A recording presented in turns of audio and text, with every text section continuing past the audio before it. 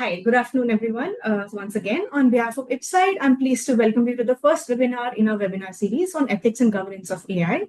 So through this series, we aim to advance critical conversations on AI governance, ethics, and responsible innovation in India as we prepare for pivotal developments in our AI policy landscape, some of which happened just earlier this week. So through this webinar series, we seek to invite leading experts to share their research and perspectives, and then also invite distinguished Indian discussants on the same panel to reflect on those themes in the national context.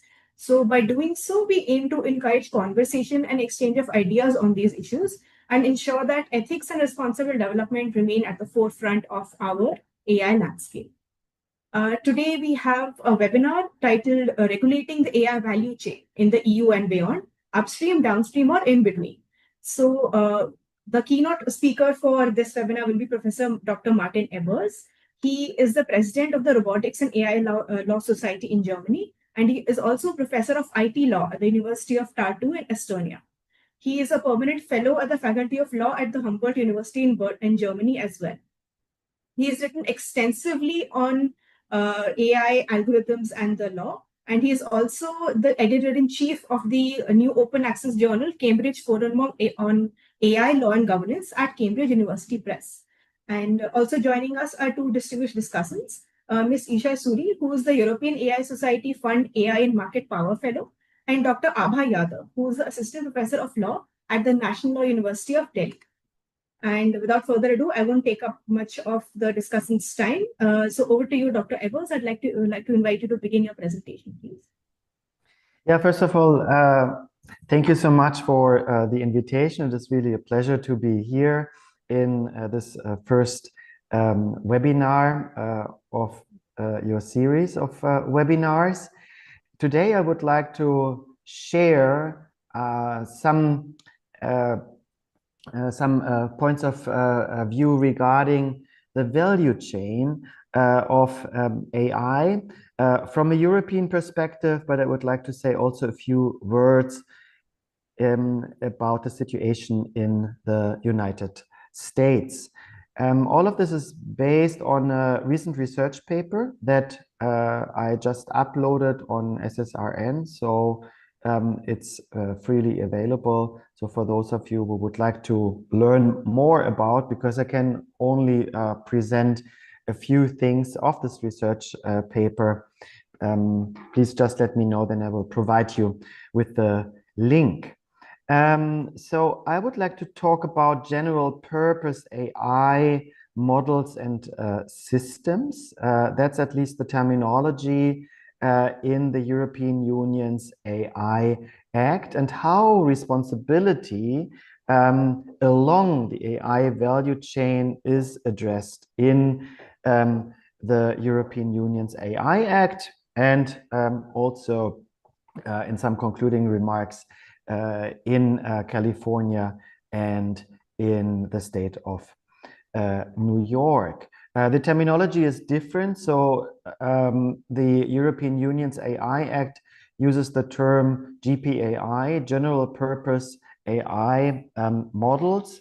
Other legislations come up with different terms, such as, for example, foundation model or frontier model. But the idea is always the same.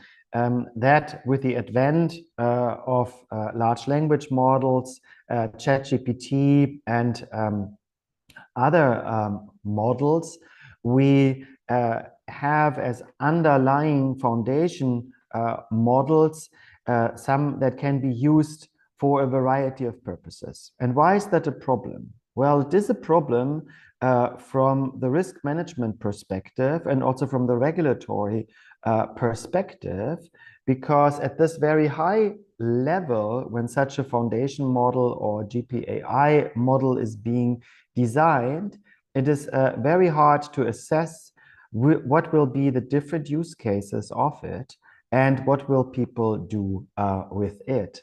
And that is quite complex. Even before the advent of ChatGPT in early 2022, the developers of Magazine An AI model for drug discovery found that with relatively simple modifications, the system could generate 40,000 potentially lethal molecules, some resembling VX, one of the most potent chemical warfare agents in history. So that is just like one example that shows that although not intended to be used for such purposes, this can create, of course, a dangerous risk. And then the question is, how is this going to be addressed? Now, if we look into the AI value chain, I think what is important to know is is first of all that the AI value chain is different from traditional chains on traditional products and services, because it is fluid, because it relies on several co-creation relations and also an overlap of rules.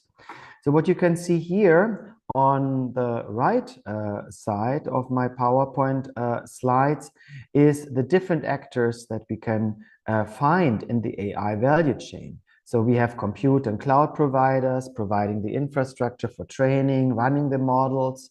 Then we have the model marketplaces that make models and other components available.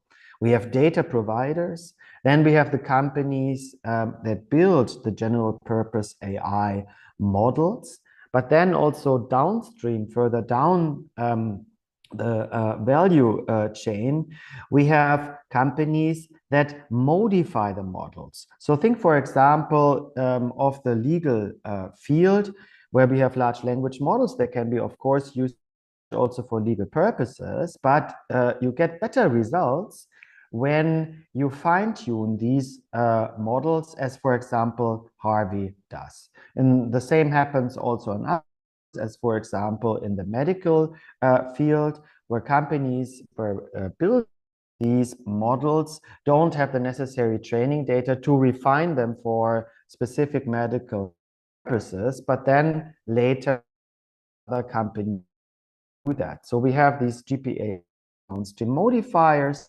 Then we have app developers, server developers, model integrators that build models in order then to provide concrete applications. Applications are also distributed. Last but not least, we have also the users. So this chain is different from normal chains because it is not linear, it is fluid. So you can maybe imagine the AI chain more like a river, where you have, of course, like one current goes down the river, but where you have also in the river, and some might even go up. The important is when we talk about risk assessment and also from the regulatory view how to regulate these models, that the possibility not only in of one actor. In fact, it depends on the actions and safeguards that are implemented at the various stages of this value chain. So the ability to introduce safeguards is not just hand. When you look, for example, at downstream actors, they but they can also minimize the safeguards. Indeed, this is like what we see. So, for example, the creators of foundation models, they want to make sure by prompt moderation that certain prompts are not possible, so that you cannot tell, for example, ChatGPT, please tell me how to build a weapon or to create all kinds of illegal content. However, downstream have the possibility to circumvent these safeguards, to jailbreak these safeguards. So this shows how complex the whole situation is. So how is this regulated in the AI Act? Well, first of all, the AI Act originally did not foresee any rules on general purpose AI models because it was built on this idea of a risk pyramid, according to which the stricter the rules, the higher the risk. So the higher the risk, the stricter the rules. So therefore, the AI Act for certain prohibited AI practices, then it qualifies certain AI systems as high risk and foresees a lot of mandatory requirements to be observed before these systems can be released on the market. Then it addresses the transparency risk. So this was the original idea. But when ChatGPT was released, it turned out that this risk model is insufficient to address the specific risks of foundation models such as ChatGPT. Why? Well, because in order to see whether you have a prohibited AI practice, in order to assess whether it is high risk or whether there's a transparency risk, we need to know for which purposes the models are really intended to be used. But if you release just the model, then there is no intended use other than it is a general purpose AI model. Nevertheless, then specific obligations were introduced into the AI Act kind of last moment. And these are the obligations for general purpose AI model providers that you can find in the AI Act. Basically, there are two different set of rules when it comes to these models. One set of rules that applies to all models, and then a specific set of rules that applies to the very powerful models that are called general purpose AI models with systemic risks. So Upstream, the AI Act here focuses on general purpose AI model providers. All of them have to provide technical documentation. They have to inform downstream providers who later want to integrate these models into their systems. They have to put in place a copyright policy and then also publish a summary of training data. So this is mainly actually disclosure of certain things. And the idea is that downstream providers need to have this information in order to address risks. Because if the downstream provider wants to use the model for specific purposes, then the purpose is known, but on the other hand, what is unknown is how the model itself was built. So therefore, there must be some kind of information flow. And this is what the AI Act tries to ensure. And then there are additional duties that come with general purpose AI models with so-called systemic risks. They are defined as very powerful models. Here, the providers have to run model evaluations, they have to make risk assessments and mitigation, tracking, documenting. They have also to report and address serious incidents, ensuring cybersecurity, and so on. Now, all of this is not really concretized in the AI Act itself, but instead it is formulated in a rather broad way. And in order now to concretize all these obligations, in the past year, a so-called code of practice was developed. The code of practice is a voluntary tool. So this signatory, so you can become as a company signatory to this code. And that has the advantage that then you are on the safe side, because you can then show the European Commission, I follow here the rules of the code of practice, and by following these rules, I'm in line with the AI Act. But it's not necessary to become signatory. So for example, most US companies signed the code of practice, but Meta, for example, did not. Therefore, is not kind of on the safe side as the other companies that signed the code. Now, when you look a little bit further downstream, then it becomes a little bit more complicated. First of all, general purpose AI system providers. So that is to say, you take a model and then it becomes a system. They have only very limited obligations. There's the general obligation that you have to ensure that your employees know what AI is.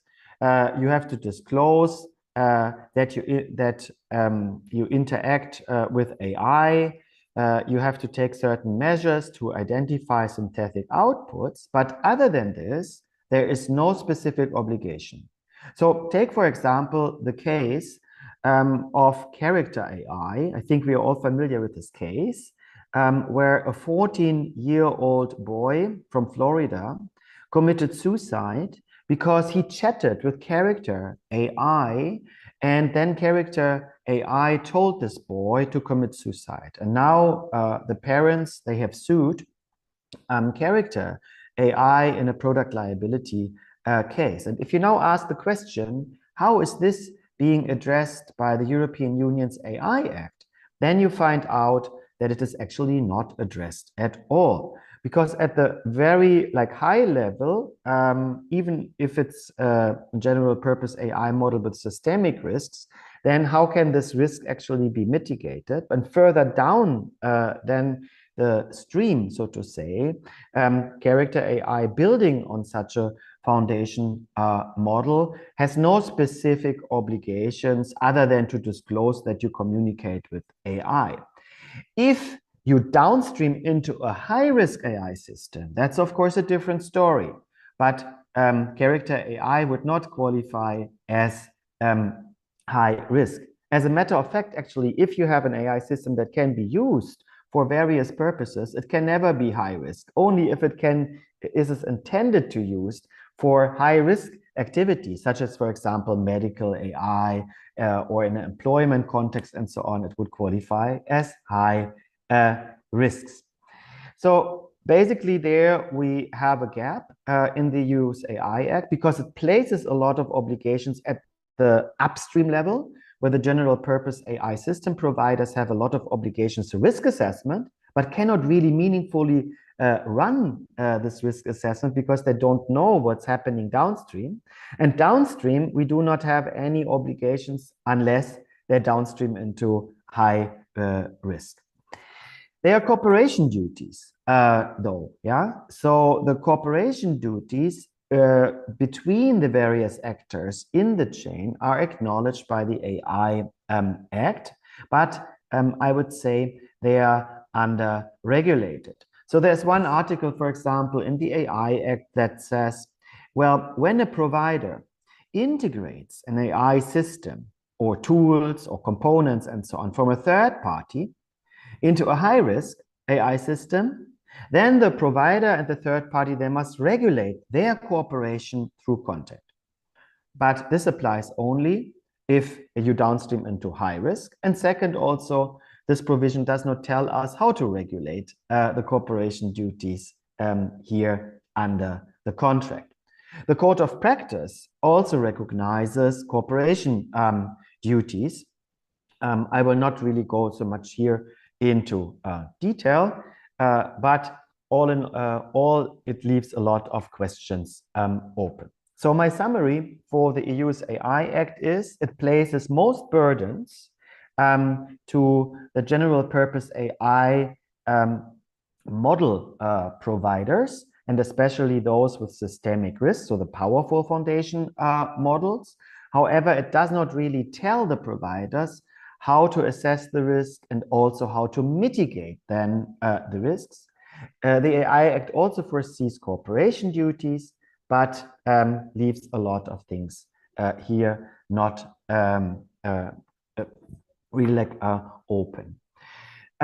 What is interesting to see is that in the United States, although at federal level we have no legislation regarding AI, it is still possible for the states to regulate AI. There was the idea to introduce at federal level a moratorium so that for the next 10 years, it would have not possible for states in the United States to regulate AI.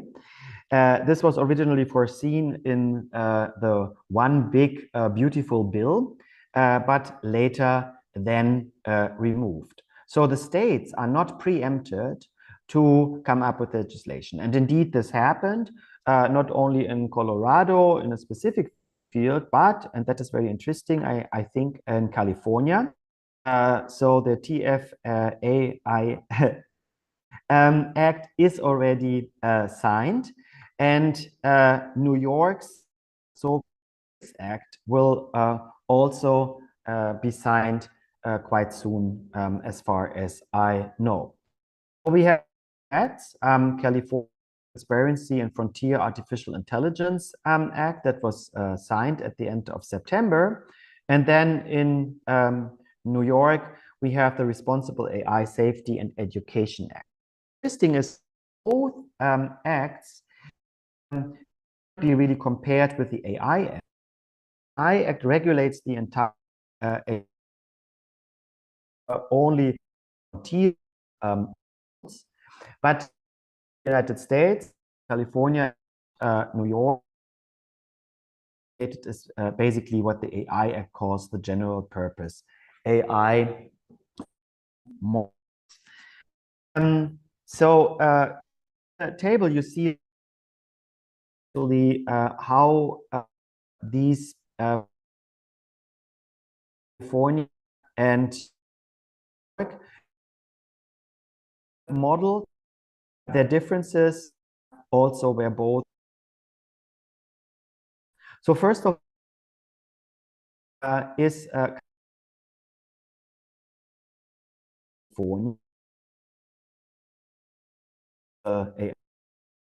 purpose AI, but they talk about frontier and frontier developers or developers.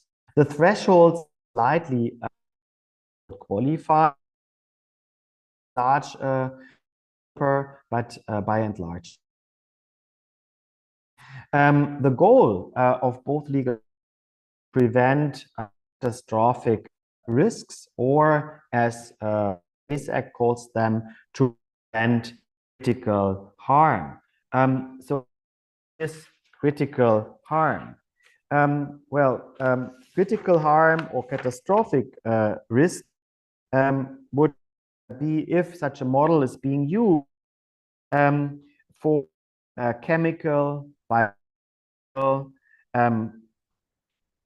radiological, or nuclear weapon, or if an AI model is being used to commit used by the human a crime. And in order now to address this, both the acts in California and in New York foresee that the providers of these models have to implement and security protocol. California talks about a frontier AI framework. New York's RACE Act talks about safety and security protocols. Both acts actually require written frameworks, whereas the one in California has more content requirements. Then what makes California's act different from the New York RACE Act, there must be also in California a transparency report before or with deploying a frontier model. Where the two acts also differ is when it comes to possible prohibition. Whereas California's TFAIA does not foresee any prohibition of deployment, the New York's RACE Act foresees such a prohibition. So if the deployment of a frontier model would create an unreasonable risk of critical harm, then the RACE Act prohibits it. Also regarding enforcement, the RACE Act has higher penalties whereas California's act foresees penalties of $1 million per violation. The New York's Race Act foresees up to $10 million for the first and $30 million for subsequent violations. So let me now come to some conclusions. I think it is not the right way just to focus on one actor in the AI value chain. I think what is necessary is to take into account the multiplicity of actors, because each of these actors has different possibilities to foresee, to assess, and also to mitigate these risks. So what is necessary is first of all, to address the various actors in the AI value chain. But what is also necessary, to my understanding, is that there are cooperation duties. Now, here comes, of course, the problem.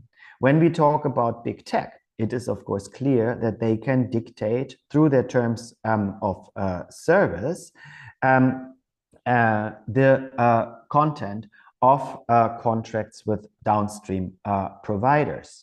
For this very reason, for example, the Race Act in New York, one of its versions that was not finally approved, foresaw even the possibility that limiting liability, so if a upstream developer limits liability vis-a-vis downstream, would be void. This, of course, I think is not the solution, because it would interfere with contractual freedom and autonomy in B2B contracts in a non-reasonable way. However, I think some safeguards must be there. So if a legislator decides to regulate this, then my conclusion is twofold.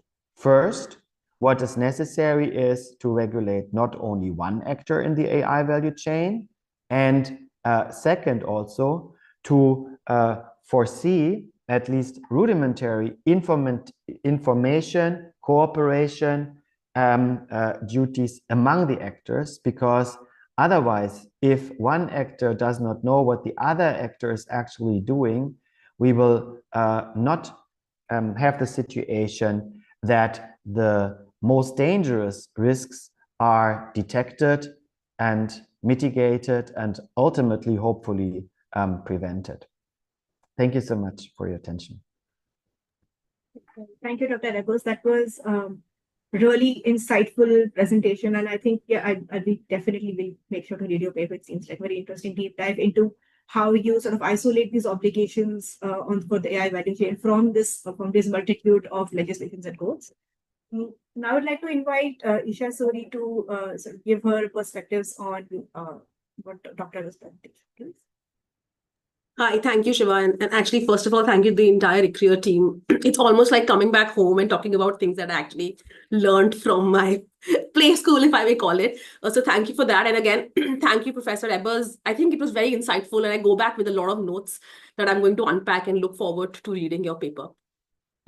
For my own understanding, I think it's always, I usually often always zoom out from the issue at hand. And I think the way you sort of contextualize the entire AI value chain, and I also noticed that you use the word value chain and not the supply chain. And I think that is by intention, because often, and I do think the nomenclature plays a huge role, right? Like when we reduce something in a technology as powerful and as all pervasive as AI to just the supply chain, we often lose the ethical and psychosocial harms that often emanate from this technology that has somehow suddenly become all pervasive. Before I sort of contextualize some of these learnings for the Indian context, and as Shiva was telling me, there's never been a dull day in India in the past few years. We've seen amendments after amendments, and it's our approach, particularly to, I think, AI regulation has been quite piecemeal. And it has also varied often between divergent priorities. At some point, the state has thought that it is necessary to sort of regulate artificial intelligence. And we did see 2 years ago something like the ambitious Digital India Act, where they were trying to sort of regulate different aspects. But from what I understand, that ambition has been shelved, and the minister has also clarified that we'd probably be going with amendments to the existing legislation to tackle harms as and when they come along, and the most recent being the one to regulate synthetic content to intermediary rules, and I will come to that in a bit. But I also think that often when we look at artificial intelligence, we tend to just focus on more the outcome of what is happening, or that one particular harm that somehow in that news cycle gains a lot of prominence. For example, if there is an election that is around the corner and you feel like synthetic media generation can be a huge issue, and it often tends to be reactive to that particular issue that you're trying to regulate at that point in time, rather than just zooming out and looking at what is the nature and source of this technology, and do the issues vary across the chain. And I think that unless and until policymakers and also practitioners go back to the drawing board and look at various issues that emanate out of each one of those strands, and then try and look at what the most optimum way to respond to each one of those harms is, would probably be a better approach. I also think that in technology, we oscillate between two extremes. It's either over-reliance on regulation, or you think that regulation is akin to throwing the baby out with the bathwater. You just think that if you regulate, then you're also going to put the brakes on innovation. And therefore, you have this false dichotomy between regulation always chills innovation and vice versa. And from Indian context, I think, and I do know that this is also a problem in EU, where there is a huge over-reliance on the big tech for even building this technology. And that comes from their control of the cloud computing infrastructure. Even the hardware is sort of controlled by NVIDIA. And there is an underlying concentration that, and any technology that is built on top of that will always be governed by those asymmetries of bargaining power, which I think you also sort of alluded to when you were talking about contractual discretion. There is only so much that the downstream player can negotiate in those contracts. And this is also something that I have observed during my own research when I speak to technology developers in India. Most of them rely on, of course, the cloud service providers, but they also only rely on 3 to 4 foundation model providers. And there is very limited sort of insight they have into a data provenance, for instance. They can't really check for sources of data. They don't know whether this is authentic sources, they're inauthentic sources. And I think that anything that is built on top of that is any which ways vulnerable to a lot of issues that can emerge.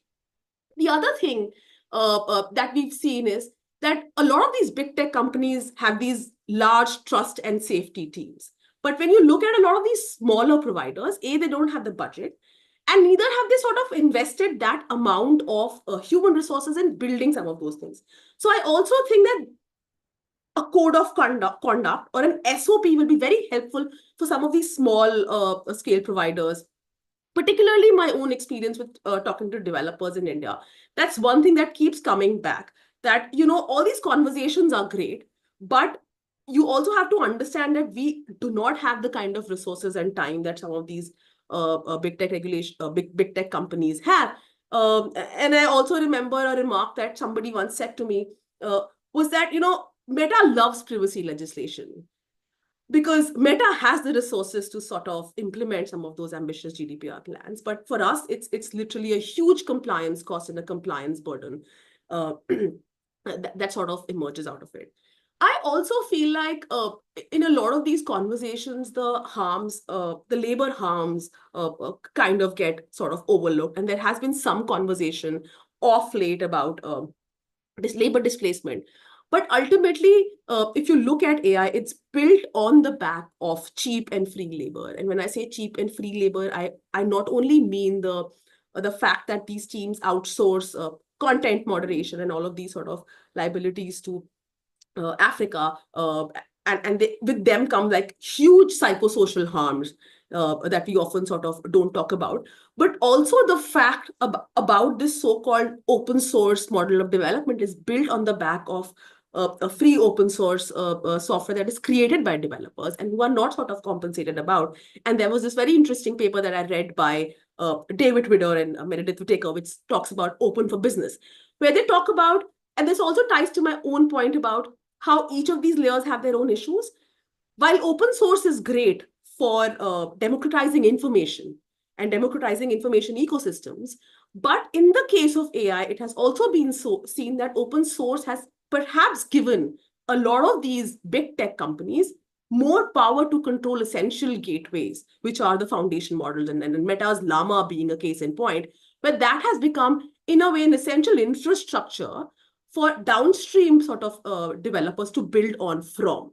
So in that case, open source perhaps will not really solve a lot of issues that we see come with concentration within the AI sec. And I think that, for me, was also important to understand that some of these principles that are a relic from software development era, we are trying to impose while in AI, and they may not be sort of the most apple-to-apple comparisons, right? And I think it is also important that we look at some of those things. And I also think that we haven't sort of, and I don't have a perfect answer for this, but there are two things that I often sort of come back to. One is that, and when I say over-reliance on regulation will not be helpful, it's because the black box will remain a black box. And these companies will always say that this information is proprietary. In a lot of ways, they also sort of try to say that, we don't know. And I think that in itself can't be a good enough response. And we need to build frameworks on how to target some of these typical challenges that artificial intelligence is sort of posing towards us. The other is a market harm that even the Competition Commission of India acknowledged in its market study on AI recently, where they talked about algorithmic collusion. And I think that for some of these issues, we will need to have a co-regulatory model. And in a co-regulatory model, we will need to give researchers access to data. We will need to carve out those exceptions where researchers can actually audit those models and say that, what you are doing has certain harms. It could be anti-competitive harms. It could also be psychosocial harms. And unless and until those kind of transparencies are thought of and then practically implemented, I think we will always keep playing catch up, which is a sort of a harmful endeavor. I also think that of late, there has been a lot of push towards digital public infrastructure. I think in India, we've sort of also used that we're trying to use that as a tool for making more inclusive technology, including AI. And I do know that EU is also ambitiously pushing towards an EU stack or building public digital infrastructures. But I think even when we look at DPIs, there has to be more thought about, how are we imagining public and public benefit within those technologies and within those frameworks? And have we built some of those essential guardrails? Because a lot of times there are competing priorities, particularly with AI, and I think privacy and data autonomy being one of those. And then on the other hand, talking about creating public data sets, ensuring there is data portability, frameworks around community data. So I do feel that there is competing priorities when we are looking at each of these issues, and more needs to be done. And I also sort of think that if the state wants to create publicly beneficial systems and publicly beneficial technology, then more time needs to be spent on looking at the necessity of something like this. What is the need and the purpose? And then ensuring that you have enough frameworks and guardrails around it so that it does not discriminate further. It does not increase inequity that we already see. And lastly, I think I also want to stress upon regulatory capacity. I think there is something that we often keep saying that, no matter what we do, regulators will always play catch up to technology. I think that mindset needs to change. And that can only change if we invest regularly in building that capacity. It cannot be something that you do every 10 years or something that is, again, reactive in nature. And there is a need for more regulatory coordination. I think that's something that we've seen in India, that there is a lot of siloed policy making when it comes to technology. And Of course, for sure, because there are interlinkages and intersectionalities in the issues that you're dealing with. Say, for example, privacy being a non-price parameter for competition that the Competition Commission of India has emphasized upon.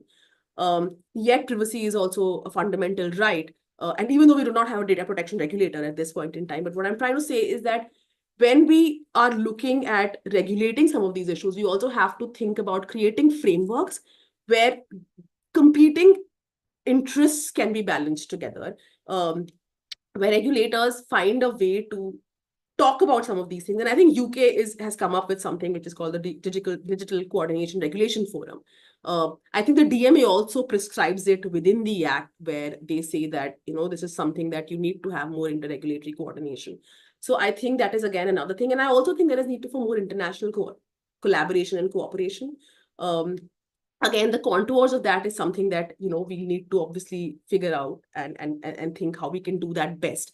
But unless and until we do that, there is a lot of forum shopping. There is also a lot of jurisdiction shopping we've seen that there is malicious compliance in jurisdictions by these same entities. And lastly, I think that we also, while we are thinking of these frameworks and building tools for creating better tech, we also have to always look at control by a few firms in the AI chain. I think it sort of creates a tension between and misalignment between socially desirable innovation and privately profitable innovation. And I'll stop there, but I do think that's a tension that often we overlook and not talk about. Thank you. Great. Thank you, Isha. That was like a massive amount of information about the national context that you just put into us. I think we'll ruminate it on a bit, and I'd like to invite Dr. Abha Yadav to now give her insights and perspectives on. Thank you, Shiva. Am I audible? Yeah, thank you. And a very good afternoon and good morning, of course, to Professor Ebers, Payal ma'am, Isha, and all the participants. A big thanks to ICRIER for having me here. And I think what I'll do is, because there's so much to say really on this issue, and Isha has covered a lot of ground. It was absolutely fabulous hearing Professor Ebers and how you sort of focused on the chain, on the value chain, and I think that's a very fascinating way to look at it. And you also gave some excellent examples from the international jurisdiction. Now, when we talk of artificial intelligence and also regulating artificial intelligence, I think it's a typical chicken and egg problem, because it's a very vicious cycle of the regulator sort of caught in a dilemma, in a very difficult decision making, which a regulator is usually put into, to use the nudge theory to regulate. On one side, we have a market which is as huge as India, for instance, which is a growing market. We are thinking and we are talking about ease of doing business. We're also talking about, being, we're already the fourth largest economy in the world, and of course, rising higher. So the whole idea is, how much to regulate, when to regulate, and how to regulate. I think the regulator's dilemma would never end. And my brief points, considering the paucity of time, will be number one on the generality of the issue, number one.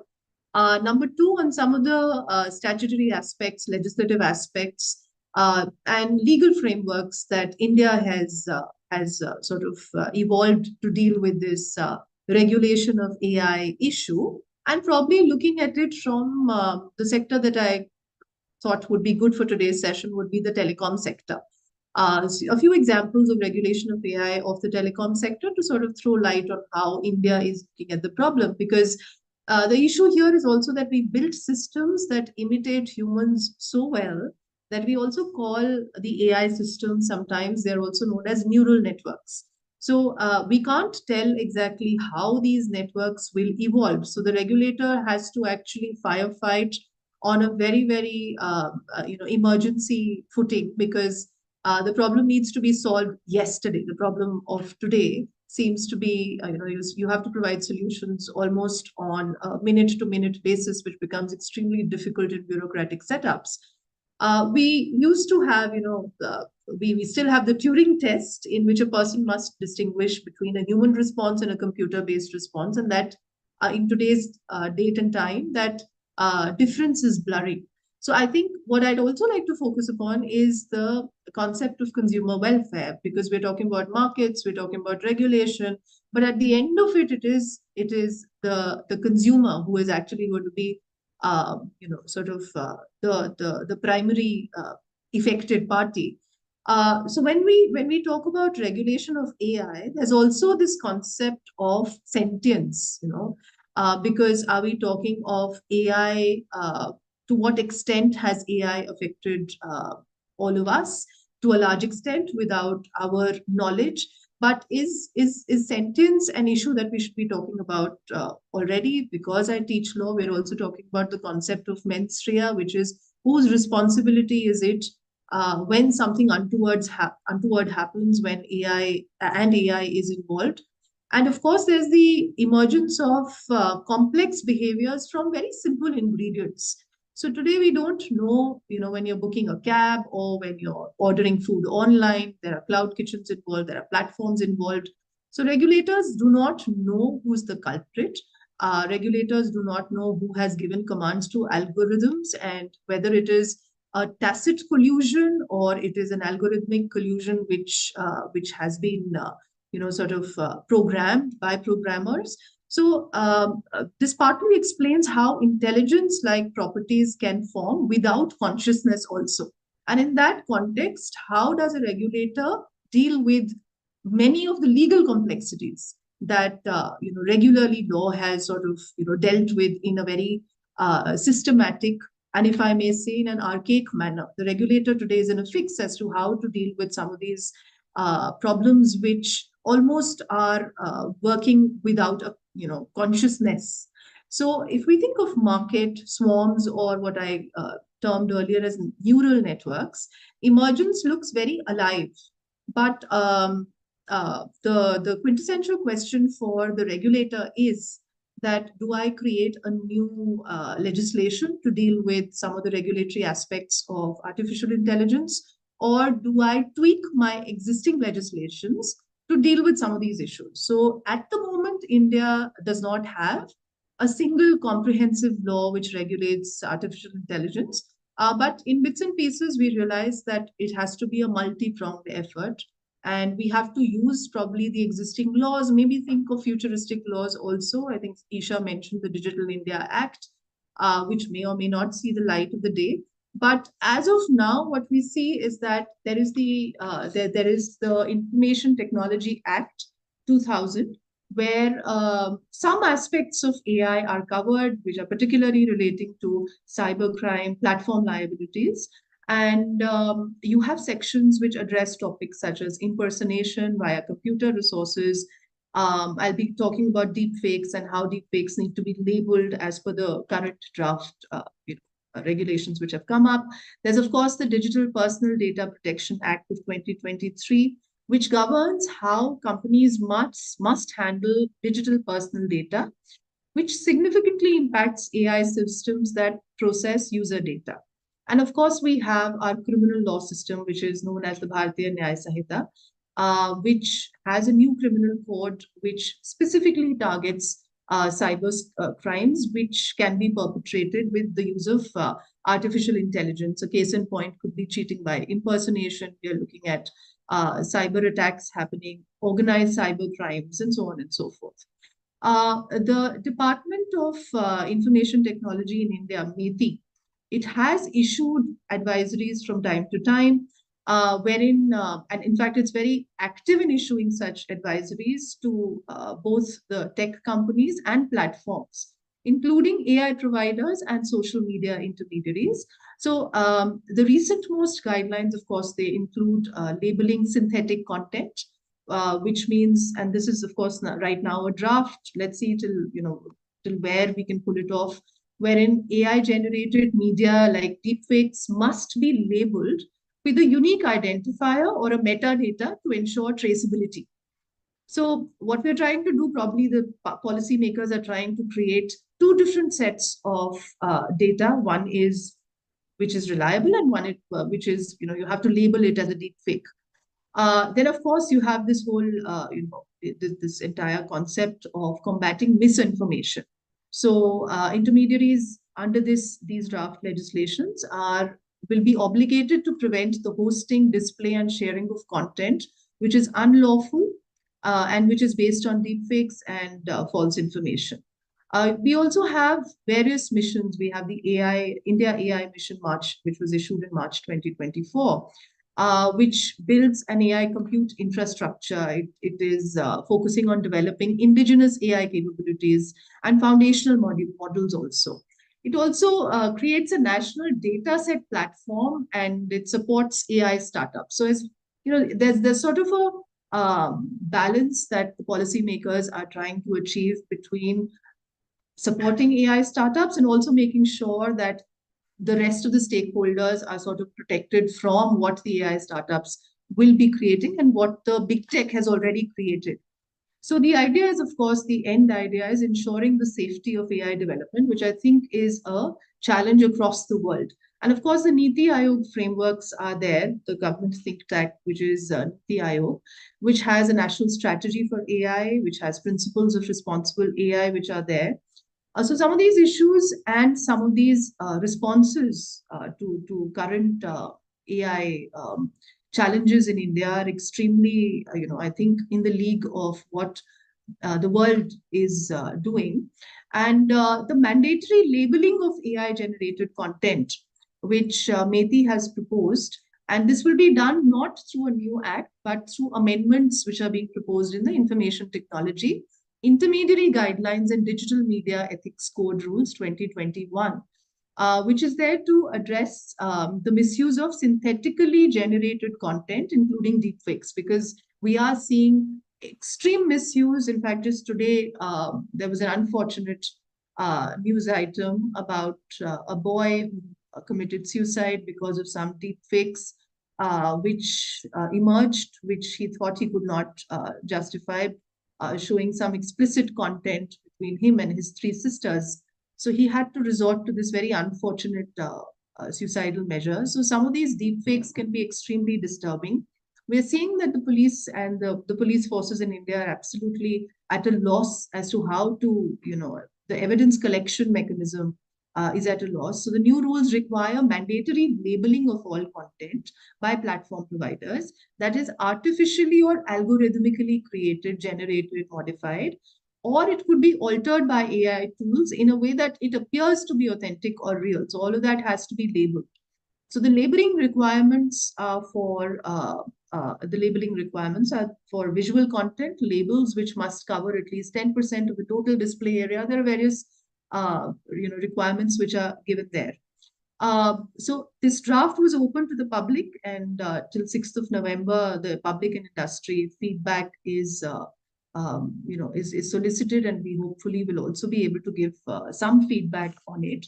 Now, the case in point that I was trying to make is also the telecom sector, which has responded. It's one of the sectors which I find very fascinating because it has used artificial intelligence to the best, regulation of artificial intelligence as best as possible by the sectoral regulator, that is the Telecom Regulatory Authority of India.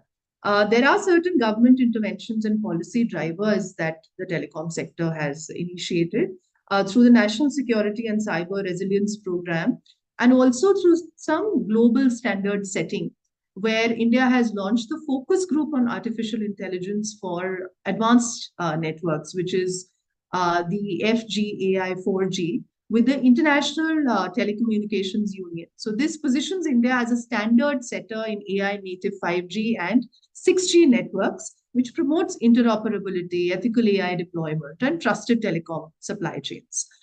We also have the Center for Development of Telematics, CDOT, which has developed AI-based network security solutions for monitoring and anomaly detection. So these indigenous capabilities, they reduce the reliance on foreign vendors and enhance India's strategic control over critical communication infrastructure. We also have Sangam, which is the digital twin infrastructure program that recognizes the complexity of telecom expansion. And the government has launched the Sangam initiative, which uses AI-driven simulations to create digital twins of networks. So this approach, it is hoped, will it will be enabling in predicting capacity building, rapid decision making, and improving returns on public investment, underpinning initiatives such as the BharatNet and the 5G rollouts.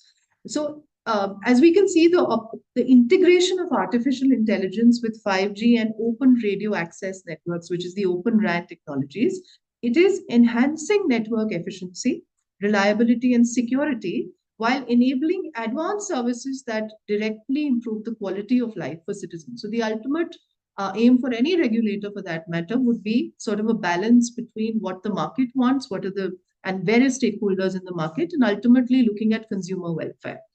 So the key areas of AI integration that the telecom department is looking at is network operations and reliability, security and fraud control, customer experience and service efficiency, and there is infrastructure planning, network expansion, and evolution towards 5G and beyond, while integrating all of the AI requirements. And of course, in between, we have all of the issues which crop up, such as the sentience, like I said, of artificial intelligence.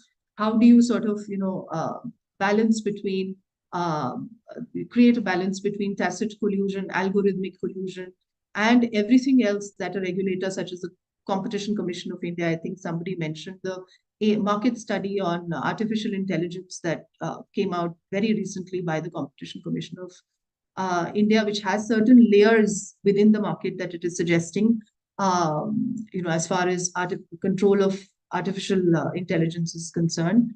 So some of these issues, I think, become extremely important. I'm also working on one particular project, which is looking at convergence of corporate governance principles into AI regulation.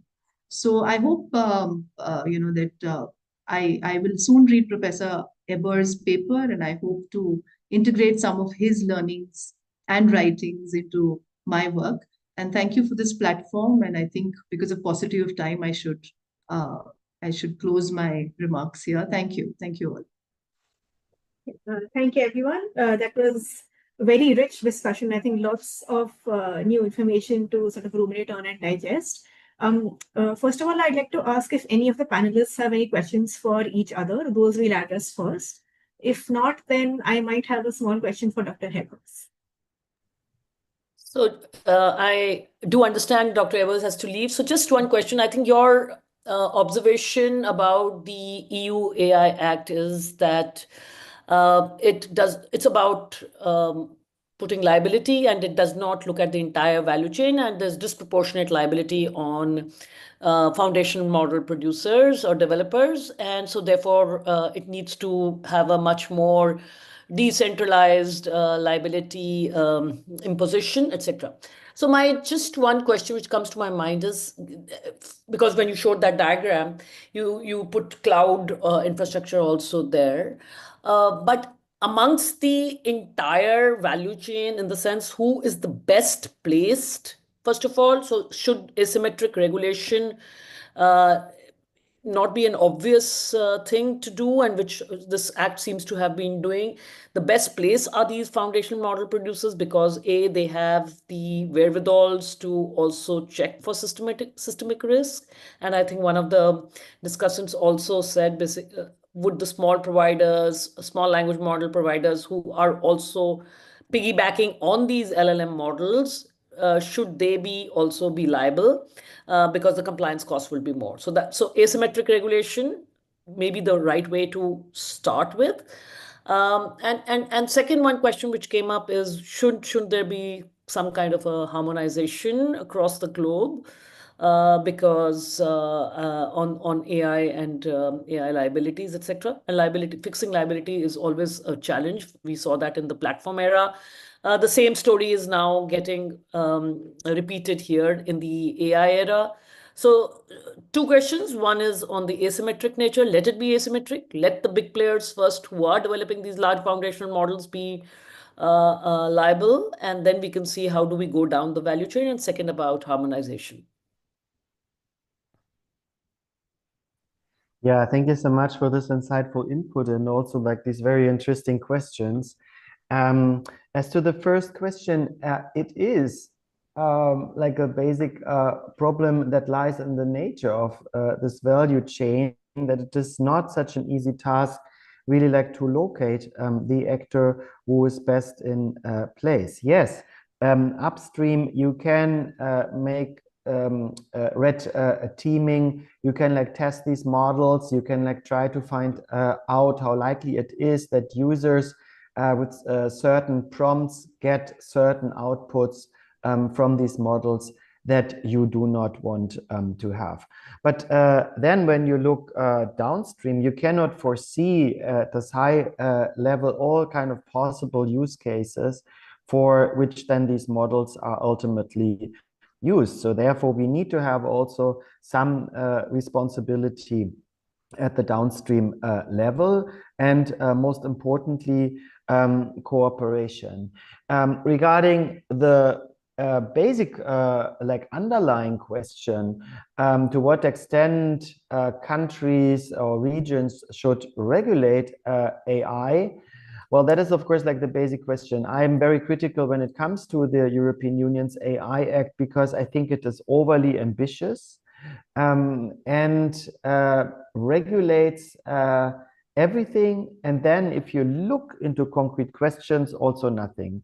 So it will come with heavy compliance burdens, and we do not really know whether the rules will meaningfully contribute to the protection of human rights. Because the idea of the AI Act is, of course, not only to provide safety, but also to protect human rights. And there is the question whether this will really contribute to such a level of protection as envisaged by the co-legislators in the European Union. So we have also in the European Union exactly the problem that you pointed towards, that we have the rules and they apply more or less in the same way to big tech as to small and medium-sized enterprises.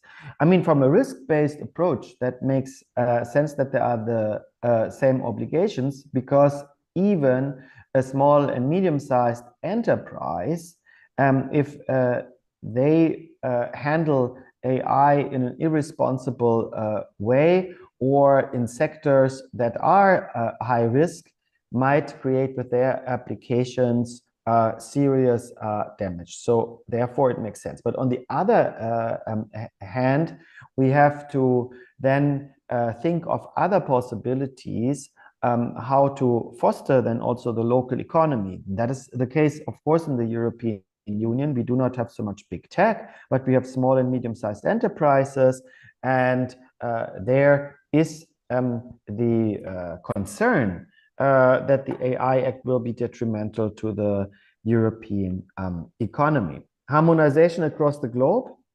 Well, I mean, like what we can see is that at a very high level, it is possible to agree on very general principles, such as, for example, that AI should be fair, should be trustworthy, should be transparent, should be robust, and so on. So there we have already at international level a lot of agreements, but only when it comes to these very general principles. But if you then look into what does, for example, fairness mean in a certain context, such as, for example, facial recognition systems, I think different countries come up with different responses, where maybe facial recognition technology is acceptable for one country, whereas for another country, especially in the European Union, it would not be, or there is a lot of skepticism. One step forward, where I see really some progress here, is the Council of Europe's AI Framework Convention. I know that India has not become part of this convention, and most likely will not become part of it anytime soon. But what we can see right now is that not only the member states of the European Union and the members of the Council of Europe, but also countries such as Canada, United States, and others have now joined this convention. So here I can clearly see a step forward, but these will be mini steps, and we cannot expect anytime soon, I think, this big agreement on how to regulate AI in very concrete cases. Thank you, Dr. Ebers, and thank you to all the discussants, Isha, Abha, and Palma. And I think that's a good note to conclude with, actually, because the COE in itself is a pretty unique piece of international legislation. I won't call it international legislation, but yeah, an attempt to sort of have harmonization across AI regulation, I guess, and because it does allow for other nations to sort of sign up on a voluntary basis. And yeah, I think that's it. I had a question, but I think Palma covered it in her much more broader first question. So yeah, I think at this point we are already 7 minutes over time. So I would just like to close this session. Thank you so much for giving us your time, for spending your morning with us talking about the value chain in EU and the regulations in the EU and the American acts. And thank you to Isha and Abha for spending their time with us here. And yeah. Thank you so much. Thank you. Thank you, each one of you. Thanks. Thank you. Thank you so